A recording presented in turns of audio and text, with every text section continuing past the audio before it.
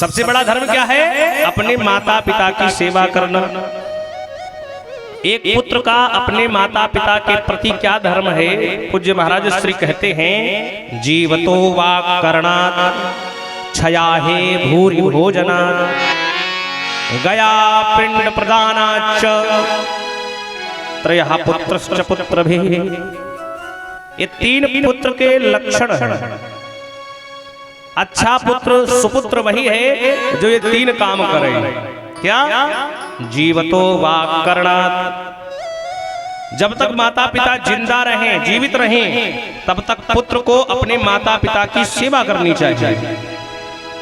कभी भी कटु वचन पिता को नहीं बोलना चाहिए। जीवतो वा करणात्, जब तक जिंदा है तब तक सेवा करो, अच्छे से उनके साथ बर्ताव करो। क्षयाहे भूरि भोजनात्, पिताजी की जब मृत्यु हो जाए, पिताजी स्वर्गवासी हो जाए, उसके बाद क्षयाहे भूरि भोजनात्, मरने के पश्चात ब्राह्मणों को भोजन करा करके और उनका अंत्येष्टि क्रिया विधिवत करो। जो शास्त्रों ने निर्देश दिया है उस प्रकार से पिता की अंतिम संस्कार करो उनका। ये पुत्र के काम है। और कहते हैं गया पिंड प्रदानाच्च, गया में जाकर के अपने पिता के प्रति श्राद्ध करो। ये तीन कर्म विशेष पुत्र के हैं। ये पुत्र को ही करना पड़ेगा। एक पुत्र जब ये कर्म करेगा तभी वो सुपुत्र माना जाएगा अथवा कुपुत्र माना जाएगा। सुपुत्र का क्या धर्म है? कहते हैं जीवतो वा करणात्, पिताजी जब तक जिंदा रहे तब तक उनकी सेवा करो। मरने के बाद उनका अंतिम संस्कार करो विधिवत, जिस प्रकार शास्त्र में दिया गया है। और गया पिंड प्रदानाच्च, गया में जाकर के उनका पिंडदान करो, तब आप जाकर के पितृ ऋण से मुक्त हो जाओ। जब हमारा जन्म होता है इस पृथ्वी पर, जैसे हम आते हैं तो हमारे जीवन में तीन प्रकार के कर्ज लद जाते हैं। तीन प्रकार का कर्जा हमारे जीवन में है। तीन प्रकार का ऋण जीवन में है। कौन कौन? देव ऋण, पितृ ऋण और ऋषि ऋण। देव ऋण कैसे है? देवताओं की कृपा हमारे ऊपर है। देवता लोग, ये जो वायु देवता चल रहे हैं जिनके द्वारा हम सांस ले रहे हैं, तो उनकी कृपा है भाई। अगर वायु देवता ना चले तो अभी 5 मिनट में सभी लोग कहां चले जाएंगे तो आप जानते ही हैं। सूर्य भगवान हमें उजाला प्रदान करते हैं तो ये कर्जा है, ये मत सोचो। इस धरती पर हम चलते हैं, खोद खाद धरती सहे, काट कूट बनराय, कुटिल वचन साधु सहे, सबसे सहा न जाय। इस धरती पर कितना खोदते हैं लेकिन धरती ने कभी मना किया? इस धरती का हम लोगों का कर्जा है।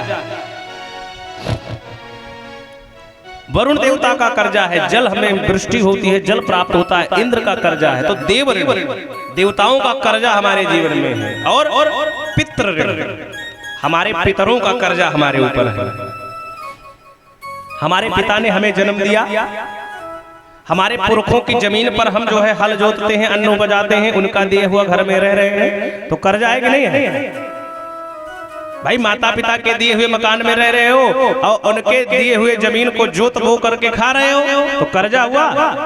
देव ऋण तो देव और पितृ ऋण और ऋषि ऋण। ऋषि लोग हमारा मार्गदर्शन करते हैं, जीव का सदगति प्रदान कराते हैं। ऋषि सन्मार्ग पर चलने की शिक्षा देते हैं, इसीलिए ऋषि ऋण, संतों का कर्ज। जब हम जन्म लेते हैं तो हमारे ऊपर 3 प्रकार का कर्जा है। और इस कर्जा को कैसे आप चुकाओगे? कर्ज को कैसे चुकाओगे? देवता का पूजन करके, पितरों के श्राद्ध करके। जब देवता लोगों का पूजन करोगे, अग्नि में सुबह हवन होती है, इंद्राय स्वाहा, अग्नि स्वाहा, वायवे स्वाहा, नवग्रह देवताभ्यो स्वाहा। तो देवता का पूजन हो गया, देवता का ऋण चुक रहा है क्योंकि हम उनको उनके निमित्त कर रहे हैं। फिर पितृपक्ष आता है साल में 15 दिन का, तो पितरों के निमित्त श्राद्ध होता है, तो पितृ ऋण से मुक्त होते हैं। और ऋषि ऋण, कोई संत आए तो भले आपके पास कुछ नहीं है, 2-4 रुपया जो भी है आप भाव से उसको दे दो, जो भी अन्न है उसको दे दो, प्रणाम कर लो, तब जाकर के ये तीनों कर्जा आपका चुकेगा। और इनमें से एक भी नहीं किया तो स्थिति गंभीर हो जाएगी। तो नारद जी को ऋषियों ने समझाया कि देखो तुम पहले अपने माता पिता की सेवा करो, सुपुत्र बनो, अपने माता पिता की सेवा करो।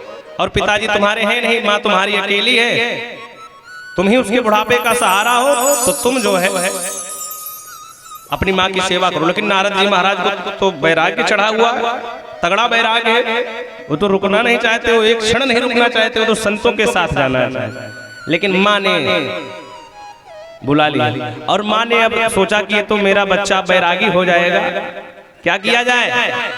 तो मैया ने कहा कि अब इनका विवाह करा दो। बच्चों को जैसे बच्चे ज्यादा भक्ति करने लगते हैं, बैरागी बनने लगते हैं, तो घर वाले कहते हैं भैया तो बच्चा तुम्हारा बिगड़ गया, बैरागी बन जाएगा, इसका जल्दी विवाह कराओ। मैया ने भी कहा कि ऐसा है, ये कहीं बैरागी ना बन जाए, इससे पहले इसके हाथ पीले कर दो, बढ़िया बहू आ जाए घर में। विवाह की तैयारी होने लगी। नारद जी महाराज ने सोचा कि मैया तो मुझे फंसा देंगी भव बंधन में, मैं गृहस्थ बन जाऊंगा, तो अभी मैया का वो है। फिर बाद में नारद जी मन में सोचा कि मेरी मैया यदि मर जाती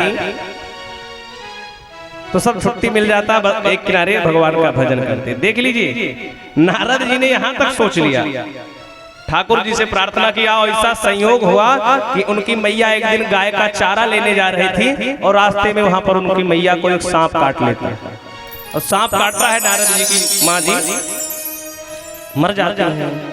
नारद जी मन में प्रसन्न हुए कि ठाकुर जी की बड़ी कृपा है, और माँ का अंतिम संस्कार किया। आप ध्यान देना, वैराग्य इतना तेज है कि कोई भी रिश्ता उनके सामने नहीं आता है। बैरागी जो होते हैं उनसे दुनिया का कोई रिश्ता, सब तिलांजलि देके सबका पिंडदान कर देते हैं अपने पूर्वजों का, और अपना भी पिंडदान कर देते हैं।